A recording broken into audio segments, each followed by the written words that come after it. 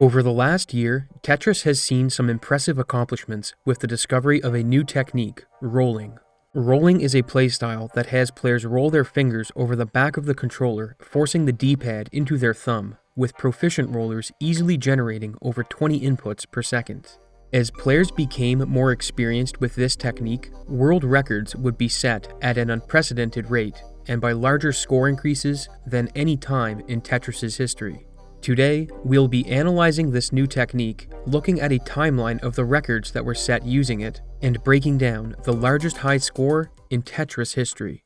But before we do, I've finally joined a prestigious club of YouTubers, because this video is sponsored by Raid Shadow Legends. Raid is one of the biggest mobile games on the planet, with over 600 champions for you to collect. And to download it on mobile or PC, all you need to do is click my link down below in the description.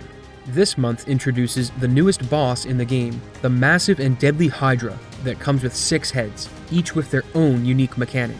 The Blight Head uses poison and reduces your team's damage, with the Wrath Head getting stronger the longer you fight it. It's a boss that requires careful strategy to overcome.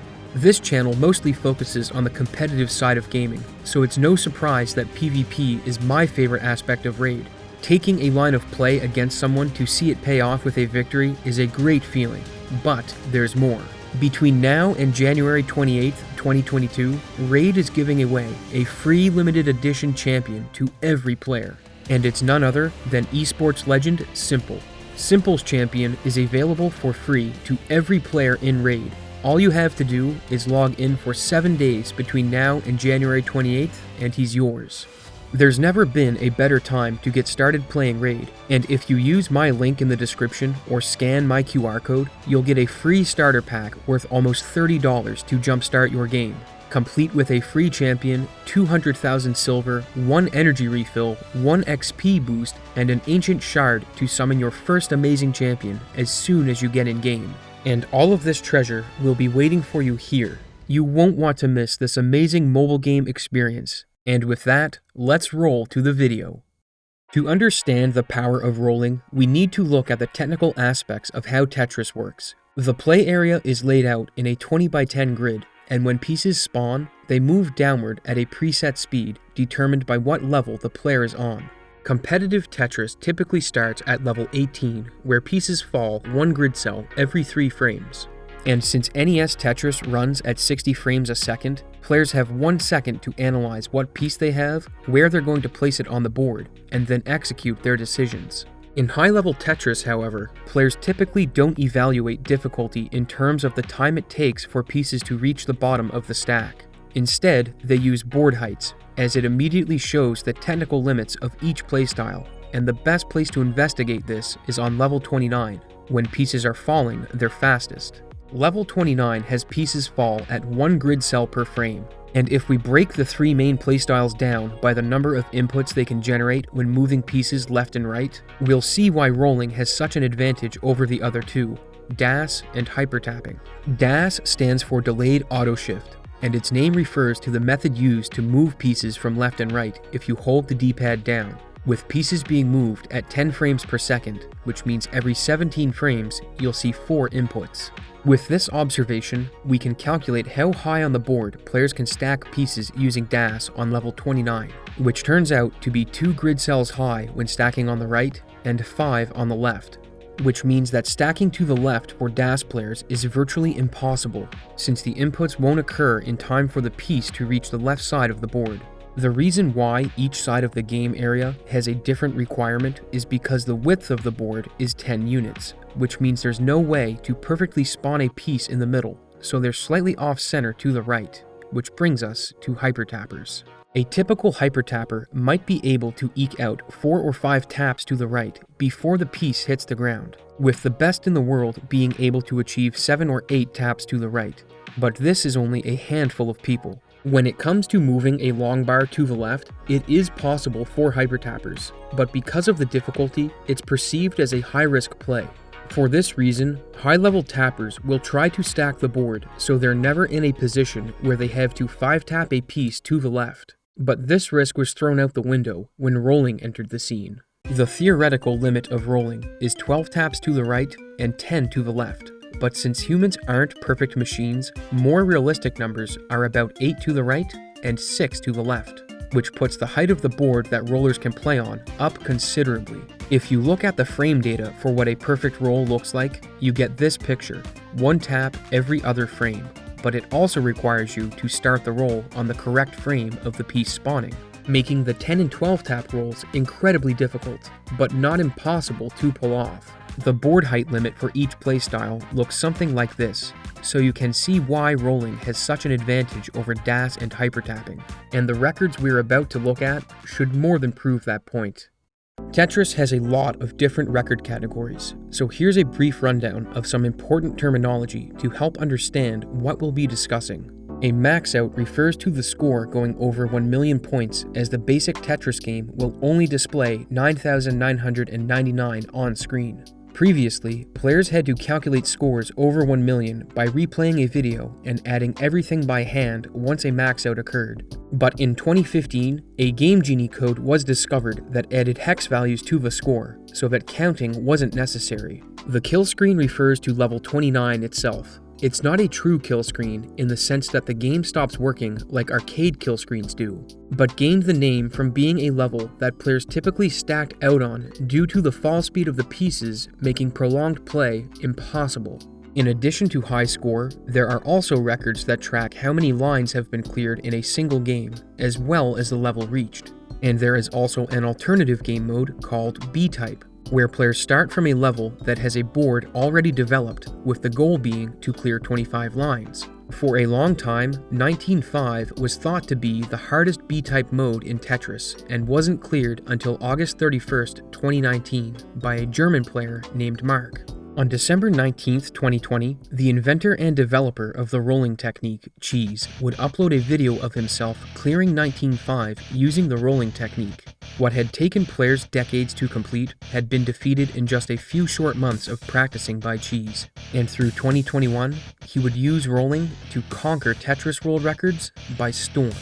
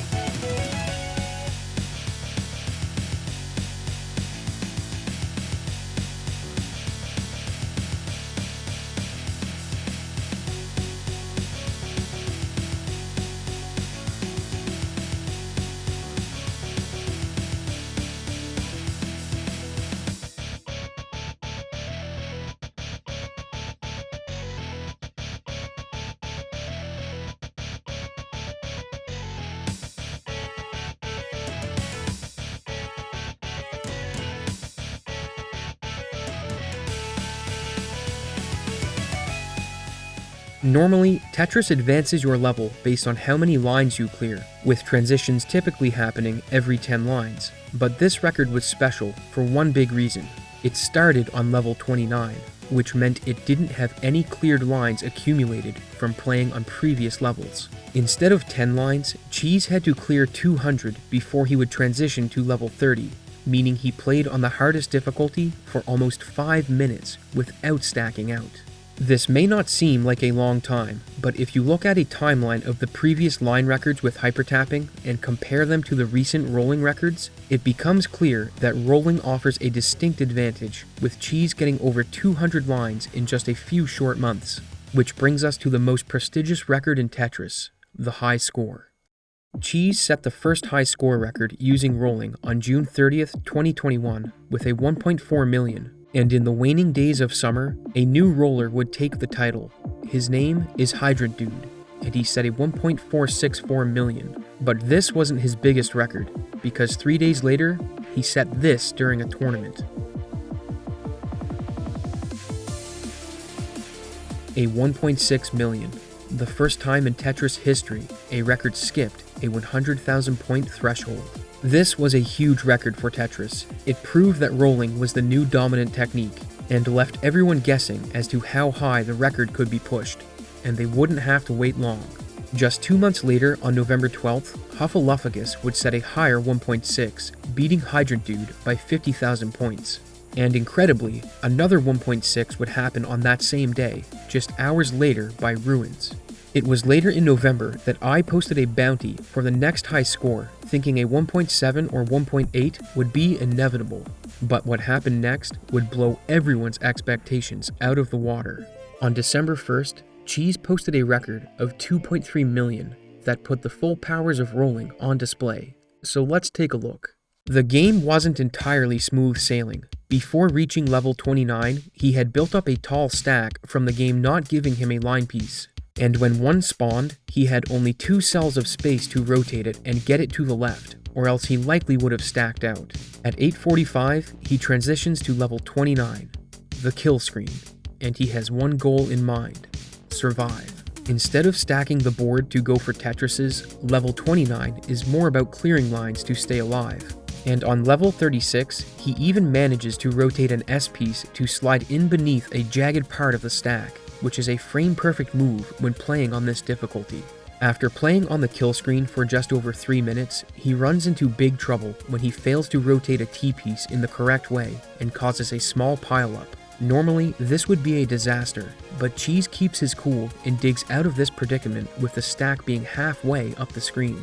Unbelievably, he's in the same position a minute later and is forced to dig to save his game, and as he clears lines almost halfway up the screen, a slot opens for a line piece, and instead of burning the stack down, he decides to do the unthinkable. He builds the stack and plays for a Tetris. His play evolved in real time, and instead of playing to survive, he starts playing for a world record, and the Tetrises kept coming. And when he broke the previous record, he had a special message. Oh, what's up, Abyssoft? What's up? Oh my god, let's go! With the bounty and world record secured, you'd think he would relax, but he wasn't done. With 3 Tetrises on the kill screen already, he kept playing.